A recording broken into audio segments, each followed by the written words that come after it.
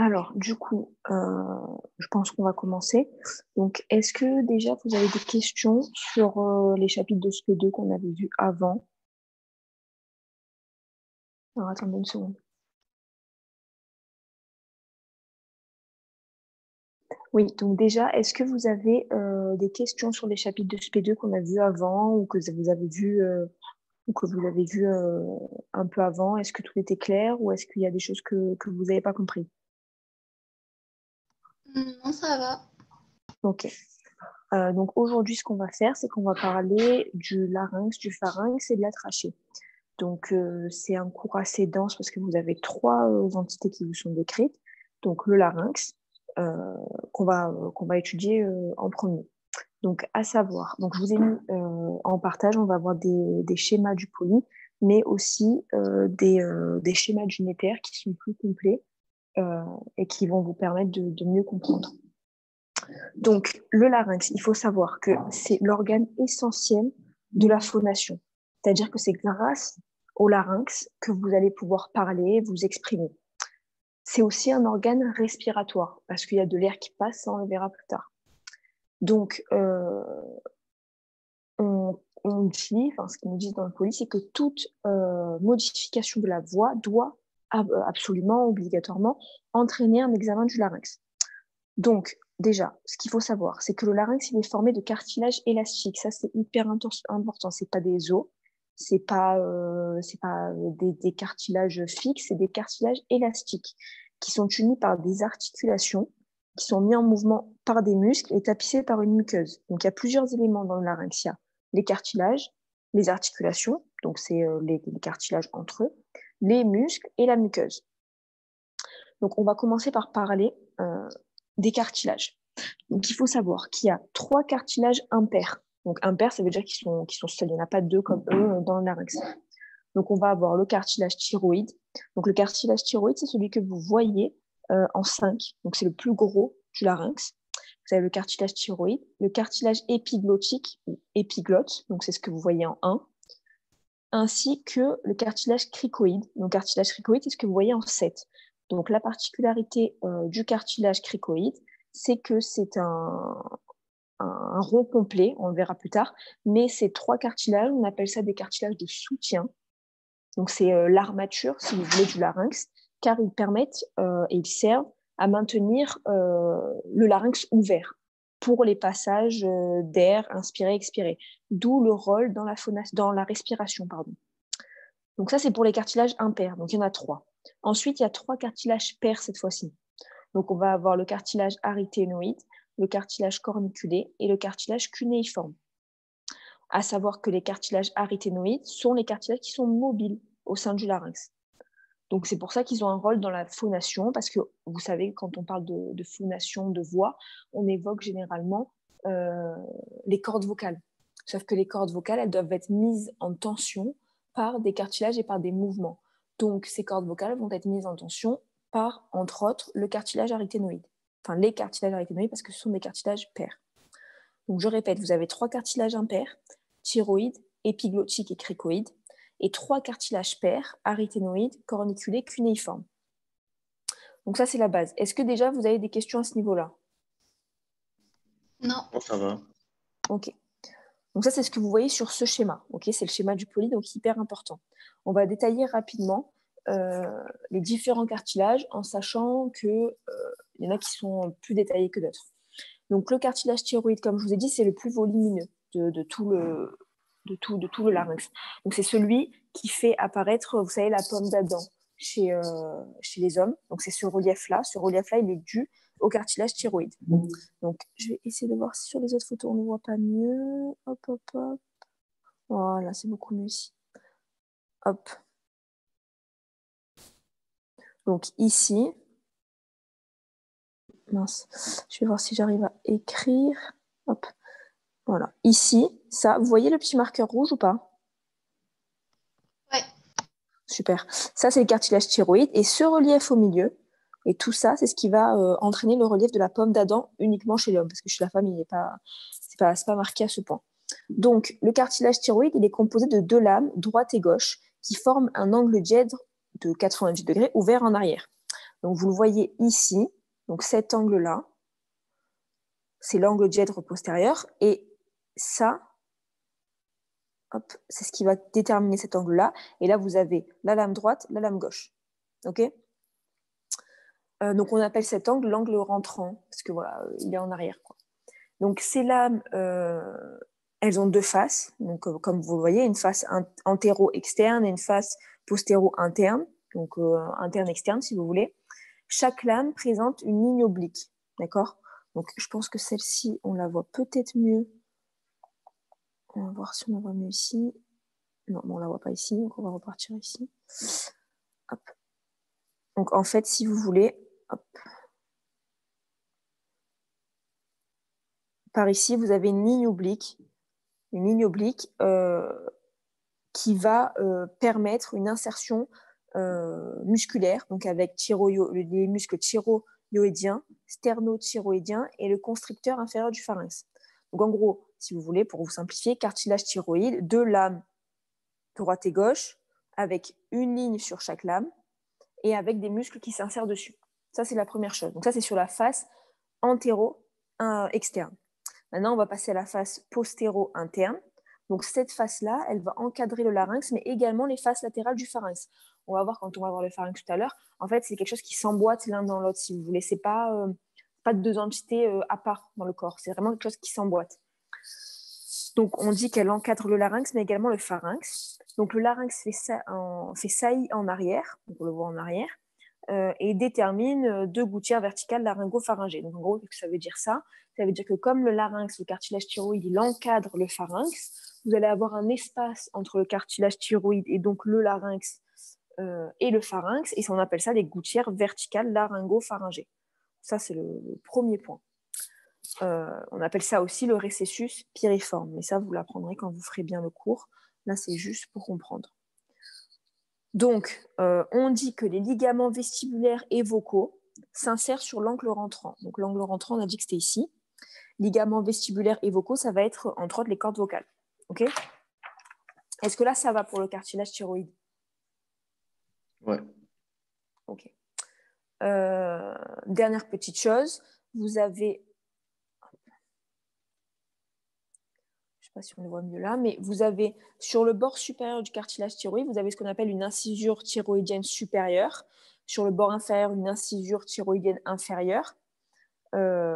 Et vous avez des cornes thyroïdiennes supérieures et inférieures. C'est ce que vous voyez. Je vais essayer de les trouver pour que vous les voyez bien. Voilà, ici. Vous voyez ici, il y a écrit cornes supérieures. Voilà, ici et ici, vous avez les cornes supérieures. Et en bas, vous avez les cornes inférieures. Ça, c'est juste un petit détail qu'il faut connaître. Maintenant, on va passer au cartilage cricoïde. C'est celui-ci. Donc, il est situé en dessous du cartilage thyroïde à la hauteur de la vertèbre C6. Okay, donc ça, c'est important à savoir. Il a la forme d'une bague, donc parce que c'est un cercle complet, avec un anneau antérieur que vous voyez ici. Hop, hop. Anneau antérieur, ici. Et ce qu'on appelle un chaton postérieur, qu'on appelle la lame cricoïdienne en arrière. Donc, il a un rôle essentiel dans la charpente du larynx parce que c'est le seul qui est circulaire. Ça veut dire que c'est le seul qui n'a pas de risque de se fermer. D'accord? Il est toujours ouvert. Il maintient donc en permanence la filière laryngée. En l'absence de ce cartilage-là, on va avoir un larynx qui se collabe, on appelle ça, et donc ça va faire un problème au niveau de la respiration et de la phonation, mais également de la déglutition. Et donc, on dit que toutes les interventions du larynx doivent préserver, conserver ce cartilage cricoïde, parce que c'est le cartilage essentiel. Donc, si jamais dans les interventions, on ne peut pas conserver ce cartilage-là, il va falloir faire une laryngectomie totale. Ça veut dire qu'il va falloir enlever tout le larynx pour vous dire à quel point il est important. Donc, à la face externe de la lame, donc ce qu'on voit ici avec le marqueur, il existe 2 zones articulaires. Donc, une zone supérieure, donc avec le cartilage aryténoïde que vous voyez, ici, petit triangulaire, et une inférieure qui va s'articuler avec les cornes thyroïdiennes inférieures. Parce qu'en fait, comme vous voyez ici, en fait, vous voyez que là, ça s'articule comme ça. Donc, vous avez ici les cartilages aryténoïdes qu'on voit en transparence, que vous voyez ici qui s'articulent au niveau de la lame cricoïdienne, et au niveau inférieur, les cornes thyroïdiennes inférieures qui s'articulent au niveau de cette partie de la lame, en fait, de la lame cricoïdienne. Donc, on dit qu'il y a des articulations entre cartilage thyroïde et aryténoïde, et cartilage thyroïde et articulation entre cartilage cricoïde et aryténoïde, et cartilage cricoïde et cartilage thyroïde, donc c'est des articulations cricothyroïdiennes. Ok, est-ce que c'est clair là pour le cricoïde? Ouais. Ok, super. Donc maintenant, on va passer au cartilage épiglottique, qu'on appelle aussi l'épiglotte, à ne pas confondre avec la glotte. Ça, c'est 2 trucs différents, parce que des fois, on peut se dire, bon, ça se ressemble, mais pas du tout. Donc, on dit que le cartilage épiglottique forme la charpente de l'épiglotte. C'est ce qu'on vient de dire. C'est une lamelle de cartilage souple et mince qui a la forme d'une feuille et de son pétiole. C'est ce que vous voyez ici, en fait. Ça, ce truc-là, c'est le cartilage épiglottique. Son extrémité inférieure, elle est attachée à l'angle rentrant. Donc, on voit ici, on voit que tout s'emboîte l'un dans l'autre au niveau du larynx. Donc, ici, et donc, c'est par le ligament thyroépiglottique. Le bord supérieur, il est libre. Ça veut dire qu'il n'est pas articulé avec le cartilage thyroïde ou avec un autre cartilage. On voit cependant que le cartilage épiglottique, il est en arrière de l'osioïde et il est ici, en fait, ça c'est l'osioïde. Vous voyez qu'il est en arrière et il est rattaché à l'osioïde par un ligament. Ok. Donc, l'épiglotte, elle a 2 parties. Elle a un tiers supérieur suprayoïdien, c'est ce qu'on voit ici, et 2 tiers inférieurs infrayoïdiens. Bon, jusque-là, c'est logique. La face postérieure de l'épiglotte, elle regarde le vestibule du larynx. Ici, vous voyez qu'elle regarde en arrière ce qu'on appelle le vestibule du larynx. Elle est tapissée par la muqueuse laryngée. Et la face antérieure, elle a également 2 parties, avec un tiers supérieur suprayoïdien et encore 2 tiers inférieurs infrayoïdiens. Ok. Ça, c'est pour l'épiglotte. Donc, on a détaillé assez rapidement. Maintenant, on va passer à l'aryténoïde. L'aryténoïde, c'est un cartilage mobile, comme je vous ai dit, c'est-à-dire que c'est le cartilage qui va permettre de mettre en tension les cordes vocales. Donc, il a une forme pyramidale de 15 mm de haut. Il est situé à l'intérieur du cartilage thyroïde. Donc, ça, c'est ce qu'on a vu. Parce que, si vous voulez, le cricoïde, il est en dessous du thyroïde. Mais là, vous voyez bien que, il est à l'intérieur, l'aryténoïde. Mince, pardon. Ici. Il est à l'intérieur quand même. Même s'il est sur le cricoïde, il est à l'intérieur du cartilage thyroïde. On dit qu'il a 3 faces. Une face médiale par rapport à l'épiglotte, ici. Une face postérieure avec l'insertion du muscle aryténoïdien transverse et une face antérolatérale qu'on va plus voir du coup ici, là ce que vous voyez en transparence, concave en dehors. Okay. Donc on dit, comme je vous ai dit, que le cartilage aryténoïde est articulé. Il est articulé avec le cartilage cricoïde, donc ça on l'a vu, par les articulations crico-aryténoïdiennes qui sont des articulations trochoïdes. Ces articulations ont un rôle fondamental dans la phonation par des mouvements complexes de bascule et de glissement qui vont permettre de mettre en mouvement les plis vocaux, donc les cordes vocales. Après, on a, comme je vous ai dit, 2 autres cartilages qui sont pairs, le cartilage corniculé, qui est placé donc ici au-dessus du cartilage aryténoïde, et le cartilage cunéiforme qu'on ne voit pas pour l'instant, qui est situé dans le pli ary-épiglottique au-dessus du cartilage corniculé, mais on ne le voit pas sur les images. Après, on a des cartilages inconstants, mais ça, c'est pas super important. Donc, est-ce que là, déjà, au niveau des cartilages, est-ce que vous avez des questions? Non, ça va. C'est assez Pour clair. articulation trochoïde, ça veut dire quoi? Trochoïde, c'est ce que vous avez vu en UE5, c'est les articulations qui ont 3 axes de mouvement. Ah oui, ok. C'est vrai. Merci. De rien. Donc là, maintenant, on va passer aux ligaments du larynx. Parce que comme je vous ai dit, vous avez 3 composants au niveau du larynx. Comment on appelle, les cartilages qu'on vient de voir. Vous avez les muscles et les ligaments, ainsi que la muqueuse. Donc, on va avoir différents ligaments au niveau de ce larynx. Vous allez avoir... Donc, attendez, je vais essayer de trouver une autre image. Voilà. Non, ici, on devrait assez bien voir. Donc, vous avez la membrane thyroïdienne. Non, on va pas mettre celui-là, en fait. Est-ce que je peux trouver ça? On va repartir sur celui-là. Alors. Donc, vous avez différents ligaments. Donc, dans un premier temps, vous avez la membrane thyroïdienne que vous voyez en 4, pardon. C'est ce qui relie en fait le cartilage thyroïde et le cartilage l'os hyoïde. En fait, quand vous avez le nom des ligaments, vous avez automatiquement le nom des os qui sont rattachés. Donc, on dit que cette membrane, elle est renforcée par le ligament thyroïdien médian et les ligaments thyroïdiens latéraux. Ça, c'est un détail. On voit qu'au niveau de cette membrane, on va avoir des orifices. Donc, 2 orifices pour le passage du rameau interne du nerf laryngé supérieur et de l'artère laryngée supérieure. Donc, en gros, c'est pour l'innervation et la vascularisation du larynx par le nerf laryngé supérieur et l'artère laryngée supérieure également. Donc, en arrière de la membrane thyroïdienne, vous avez l'espace io-thyro-épiglottique. Donc, io pour l'os hyoïde, thyro pour le cartilage thyroïde et épiglottique pour le cartilage épiglottique de son nom. Donc, dans la partie inférieure du larynx, vous avez le ligament cricothyroïdien. Donc, cricothyroïdien, d'après ce qu'on a dit, ça va relier le cartilage cricoïde et le cartilage thyroïde. Donc, ça va être ce qu'il y a au niveau du 6 sur le schéma. Donc, on dit que ce ligament est renforcé par le ligament cricothyroïdien médian et le ligament cricotrachéal. Bref. Donc, ce qu'il faut retenir, membrane thyroïdienne et ligament cricothyroïdien. Ça, c'est la première chose. Ensuite, on a ce qu'on appelle la membrane fibroélastique du larynx.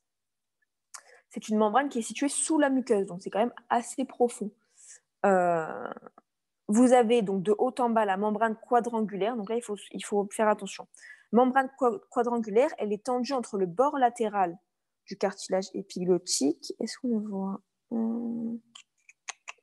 du bord latéral du cartilage épiglottique et à l'apex du cartilage aryténoïde. Donc, on va repartir sur ces images là-bas.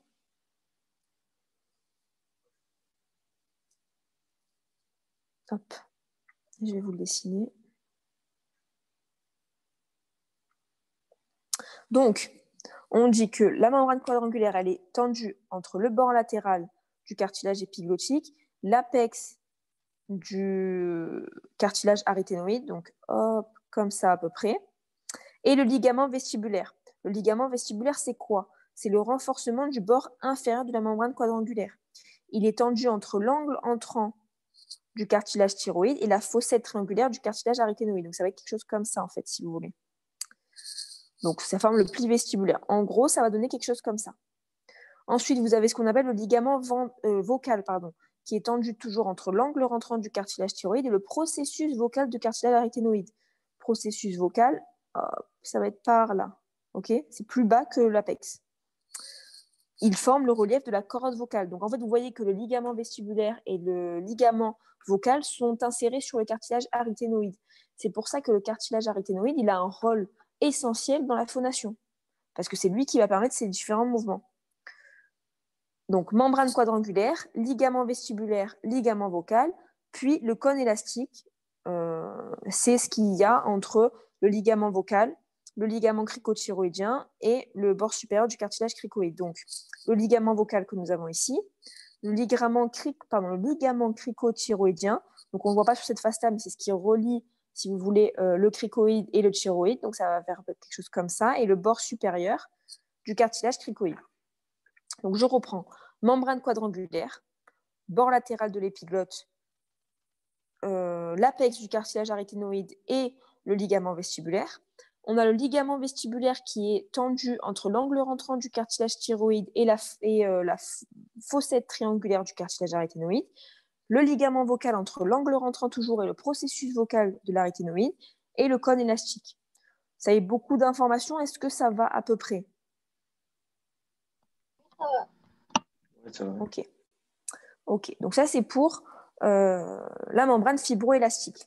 Ensuite, vous avez une muqueuse du larynx. Bon, on ne va pas s'attarder dessus. C'est une muqueuse qui est mince, lisse et de couleur rosée. Bon, ça, on ne va pas s'attarder trop longtemps. On va parler un petit peu, avant de passer au pharynx, de la cavité du larynx. Donc, ça, c'est ce qu'on voit plutôt ici. Donc, j'ai supprimé ça. En fait, vous voyez ici, hop, quand on veut regarder le larynx, on voit ça en fait, quand le patient ouvre la bouche.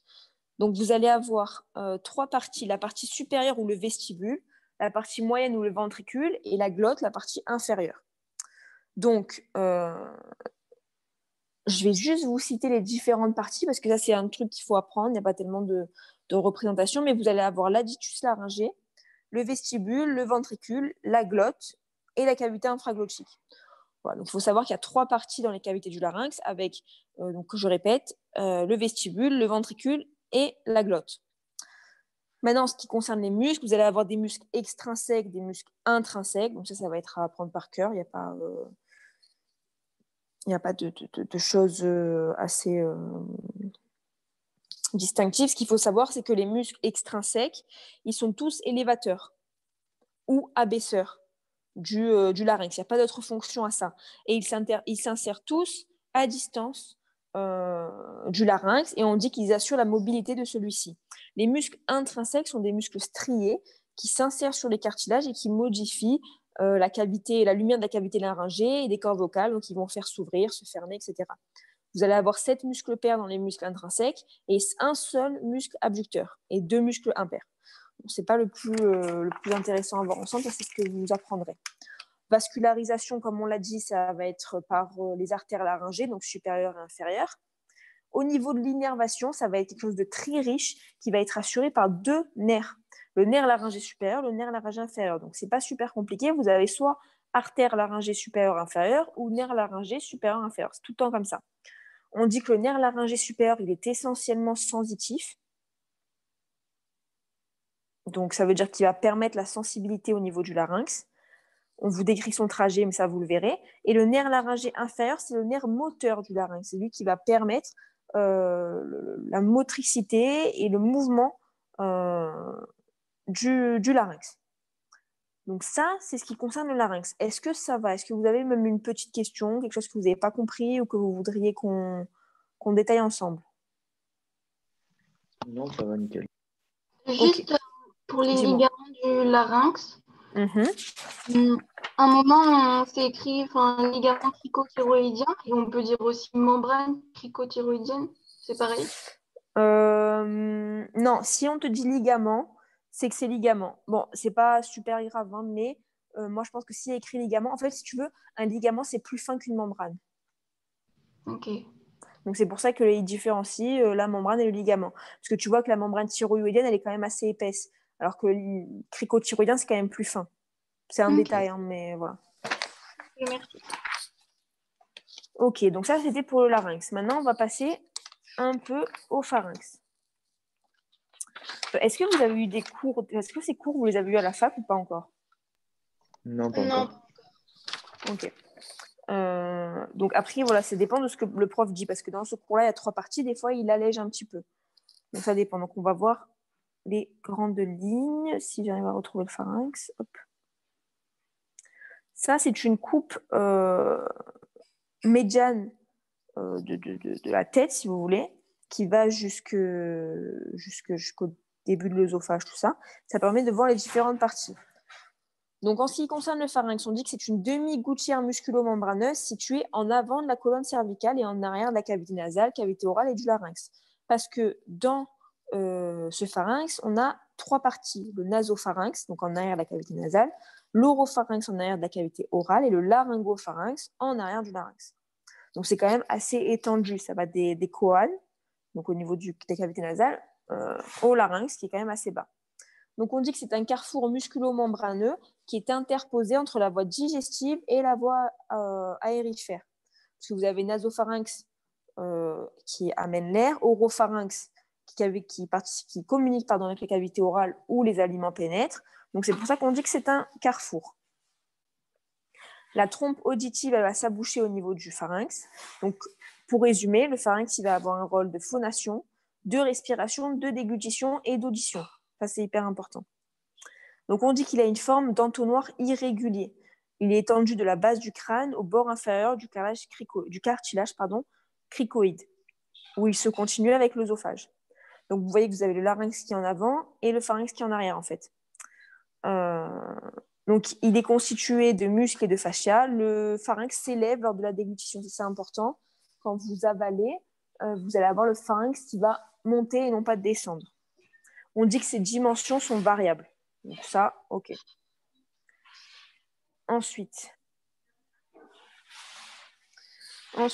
donc, au niveau de sa constitution, le pharynx il est constitué de la périphérie à la profondeur par le fascia bucopharyngien, les muscles du pharynx, le fascia pharyngo-basilaire et la muqueuse du pharynx. Ça, ok. Hop. On va s'attarder un peu plus longtemps au niveau des muscles du pharynx. Je crois que je les avais pris ici. Voilà. Là, vous allez pouvoir bien les voir. Donc, les muscles du pharynx, vous allez avoir les muscles constricteurs, okay, avec le muscle constricteur inférieur, supérieur et moyen. Donc, ce sont des muscles qui sont pairs, qui sont plats et qui sont incurvés et qui sont essentiels à la charpente du pharynx. C'est eux qui vont permettre de moduler l'aspect du pharynx. Donc, le muscle constricteur supérieur, il est recouvert par le moyen, qui est lui-même recouvert par l'inférieur. C'est un peu une disposition en tuile, c'est ce qu'il dit dans le poly. Donc, la contraction de ces muscles, dans le sens crânio-caudal, donc du haut en bas, est coordonnée pour assurer la propulsion du bol alimentaire vers l'œsophage. Parce qu'on a dit que le laryngopharynx, il est en continuité avec l'œsophage. Donc, c'est la contraction de la langue qui va projeter le bol alimentaire vers l'isthme du gosier et en même temps, il y a fermeture des voies respiratoires pour pas qu'il y ait de fausse route. Donc, le muscle constricteur inférieur que vous voyez, hop, je vais vous le montrer ici. Hop. Le moyen, voilà. Alors, le muscle constricteur inférieur, il est ici. Donc, c'est ce que vous voyez à ce niveau-là. OK ? Donc, le muscle constricteur inférieur, il est trapézoïdal. Il se fixe sur la ligne oblique du cartilage thyroïde qu'on a vu tout à l'heure, sur le bord inférieur du cartilage cricoïde et sur l'arcade fibreuse cricothyroïdienne, en fait. Les fibres inférieures sont horizontales et les fibres supérieures sont obliques. Donc, ça permet de l'orientation du bol alimentaire. Ce qu'il est important de savoir, c'est que les fibres inférieures du muscle constricteur inférieur peuvent parfois s'isoler du reste du muscle pour constituer le sphincter supérieur de l'œsophage. Ça, c'est important. Donc, ça permet l'ouverture ou la fermeture de l'œsophage. Bon, ils vous disent que c'est une zone assez dangereuse au niveau des endoscopies. Ça, vous le verrez plus tard. Donc, la bouche œsophagienne, qui associe la partie cricopharyngienne du muscle constricteur inférieur et la musculature de l'œsophage. Donc, en fait, la connexion entre le pharynx et l'œsophage, elle est située au niveau de C6. Donc, cette bouche-là, elle est fermée pendant la déglutition, l'éructation, les vomissements et les régurgitations pour éviter, encore une fois, les fausses routes. Ensuite, on a le muscle constricteur moyen qui est étalé en éventail, qui recouvre le supérieur, mais qui est recouvert par l'inférieur. Et il se fixe sur la petite corne de l'osioïde, sur le ligament stylo-hyoïdien et la grande corne de l'osioïde. Ensuite, le muscle constricteur supérieur, qui lui est recouvert du coup par le moyen, qui lui-même est recouvert par l'inférieur. Bon, il a des insertions diverses qu'on ne va pas trop détailler parce que il est sur le processus ptérygoïde, la lame médiale du processus ptérygoïde, encore une fois, le raphet ptérygomandibulaire. Ça, c'est des détails. On dit qu'il a 4 parties, ptérygopharyngène, oropharyngène, myelopharyngène et glossopharyngène. Pas le plus important. Et ensuite, on a 2 autres muscles qu'on ne va pas trop détailler, le muscle stylopharyngien et le muscle salpingopharyngien. Donc, stylopharyngien parce qu'il va s'insérer sur le processus styloïde et salpingopharyngien parce qu'il s'insère sur le cartilage tubaire. Donc, ça, ce n'est pas super important. Est-ce que là, vous avez des questions au niveau des muscles? On est passé assez vite parce que des fois, ils ne les détaillent pas trop en cours. Donc, c'est vrai que ça ne sert pas à grand-chose de trop les détailler. Non, ça va. Ok. Ça, c'est au niveau des muscles. Au niveau de la vascularisation, vous allez avoir une vascularisation qui va être faite par des artères, des veines et des lymphatiques, comme d'habitude, et une innervation par le 9 et le 10. Ok. Ça, c'est à savoir. La vascularisation, elle va naître de l'artère carotide externe au niveau de l'artère linguale et les veines. Il va y avoir 2 réseaux, un réseau profond, un réseau superficiel. Ok. On a 3 parties du pharynx. On a la partie nasale, comme on a dit, la partie orale, ainsi que la partie laryngée. Donc la partie nasale, c'est la partie supérieure.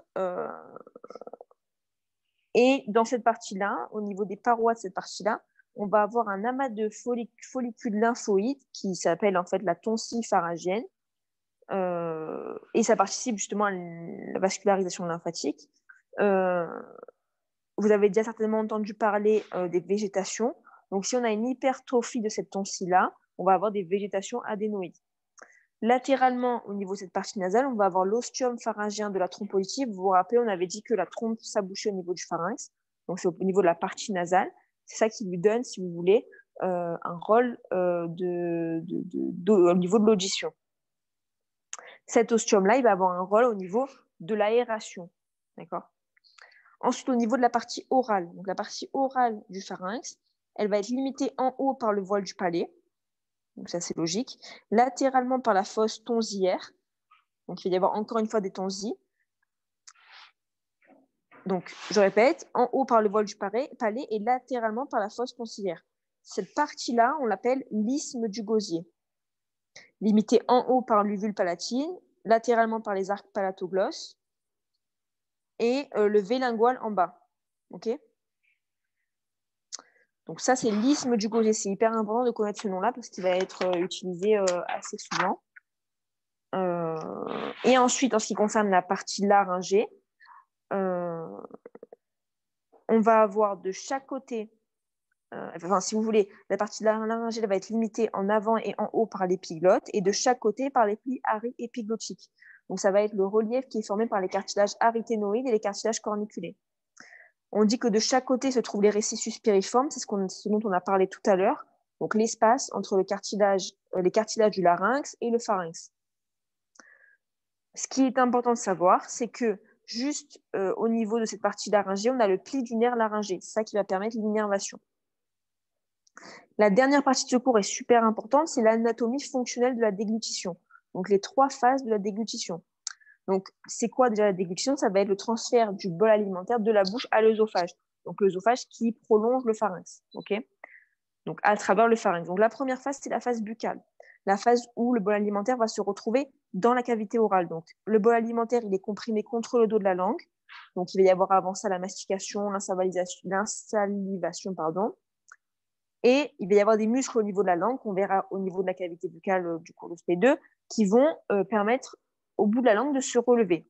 Donc, le dos de la langue, c'est la partie de la langue que vous voyez sur votre langue. En fait, ce n'est pas ce qu'il y a en dessous. Elle va se déprimer. Donc, ce dos-là, il va se déprimer en gouttière pour permettre de contenir le bol alimentaire et le projeter vers l'isthme du gosier, qu'on a vu un peu avant. Donc, en arrière vers l'isthme du gosier. Donc, simultanément, le voile du palais s'élève pour isoler l'oropharynx et le nasopharynx, encore une fois, pour éviter les fausses routes. Ensuite, va venir la phase pharyngène. C'est la phase la plus rapide qui dure moins d'1 seconde. Donc, l'épiglotte, elle s'abaisse et elle obstrue l'aditus laryngé qu'on a vu au niveau du larynx, encore une fois, pour éviter les fausses routes. Le bol alimentaire, il est projeté en bas et en arrière par la langue. Il glisse dans le récessus piriforme et pénètre dans l'œsophage. la face œsophagienne, elle débute par le relâchement du muscle constricteur inférieur. Ça permet le passage du bol alimentaire dans tout l'œsophage, puis par la suite au niveau de l'estomac. Est-ce que ça va? Oui. Ok. Et ensuite, pour terminer, vous allez avoir la trachée cervicale. Donc ça, c'est la dernière partie de ce cours, c'est pas la plus longue. Ce qui est hyper important de savoir au niveau de la trachée, avant toute chose, c'est que l'isthme de la glande thyroïde, il se trouve en avant de la trachée. Ok? Parce qu'on pourrait croire que la glande thyroïde, elle se trouve en avant du cartilage thyroïde, mais pas du tout. En fait, l'isthme de cette glande-là se trouve en avant de la trachée, donc beaucoup plus bas. Donc la trachée cervicale, donc comme son nom l'indique, c'est la portion cervicale de la trachée. Elle fait suite au larynx et elle se continue par la trachée thoracique. Elle débute au niveau de la vertèbre C6. Elle est constituée d'une superposition de cartilage en forme d'arc de fer à cheval. Donc c'est pas comme le cartilage thyroïde qui est complètement fermé et circulaire, c'est des cartilages qui sont ouverts en arrière, qui sont reliés entre eux par du tissu fibreux. La trachée cervicale, elle est très superficielle. En fait, est-ce que vous pouvez palper quand vous palpez au niveau de votre cou, les petits reliefs que vous avez, c'est la trachée cervicale. Donc c'est pour ça qu'on dit qu'elle est très superficielle à son origine, donc au niveau cervical toujours. Elle a un trachée descendant oblique et en arrière, parce qu'elle va se prolonger en arrière avec les bronches. Donc elle est très superficielle au début, mais elle va aller en arrière pour pouvoir rejoindre la trachée thoracique, les bronches, les poumons, tout ça. Donc, la trachée cervicale est en rapport en avant avec l'isthme thyroïdien, comme on l'a dit, qui recouvre les 2, 3 et 4 anneaux pardon. Le rapport postérieur de la trachée cervicale, ça va être l'œsophage, et latéralement, il va être en rapport avec les lobes thyroïdiens. Donc, en arrière, en rapport avec l'œsophage, latéralement avec les lobes thyroïdiens, et il y a aussi des rapports avec les glandes parathyroïdes et le nerf laryngé inférieur, qui est plaqué contre la glande thyroïde. Donc, est-ce que j'ai un petit schéma à vous montrer? Je pense que oui. Donc là, voilà. Mince. Hop. Ici, vous avez la trachée. Ici. D'accord? Ça, c'est la trachée. Vous voyez qu'elle continue au niveau du larynx. D'accord? Ça, c'est ce qu'il y a d'important. Alors, on va voir si... Voilà, encore une fois. Ici, vous voyez la trachée. Ici. Donc, tout ça. Et en fait, les petits traits qui vous font comme ça, c'est le relief des cartilages en fer à cheval que vous pouvez palper. Et vous voyez que ici, vous avez la glande, la glande thyroïde ici, qui est bien placée en avant de la trachée et non pas en avant du cartilage thyroïde que vous voyez ici, qui est beaucoup plus haut du coup. Hop. Donc ça, c'est le schéma du cours. Encore une fois, c'est pareil, sauf qu'il n'est pas coloré. Ici, vous avez en 19, vous avez la glande thyroïde, en avant de la trachée que vous voyez en 18. Donc toujours, la trachée, elle est représentée par des petits anneaux, en fait. C'est pour ça que vous avez des petits ronds. Et le cartilage thyroïde, il est en 16 ici. Donc encore une fois, beaucoup plus haut. Mince. Ici. OK. Et là, vous voyez les anneaux trachéaux en 9. Anneaux trachéaux, enfin 9, pardon, c'est le cartilage cricoïde, ça c'est un piège qui tombe. 9 cartilage cricoïde, pardon, et au niveau de 10, premier anneau trachéal, avec la lumière trachéale qui commence superficielle, etc., qu'on a vu tout à l'heure. Est-ce que vous avez des questions? Non. Non, c'est clair? Ok, bon, bah alors si c'est clair, on a terminé. Mais voilà, n'hésitez pas à poser des questions si c'est des choses que vous n'arrivez pas à visualiser parce que c'est hyper important et ça va vous aider à apprendre. Plutôt que tout apprendre par cœur, si vous visualisez une partie, ce sera beaucoup plus facile. Donc même si vous révisez plus tard et que ça vous vient, n'hésitez pas à me poser vos questions, soit un message ou autre. Et donc voilà, donc là c'est bon, vous êtes sûr, pas de questions? Oui, merci beaucoup. Oui, ça va, merci. Ok, super. Bon, bah du coup, on a terminé. Et bon courage pour vos révisions, du coup. Merci. Bon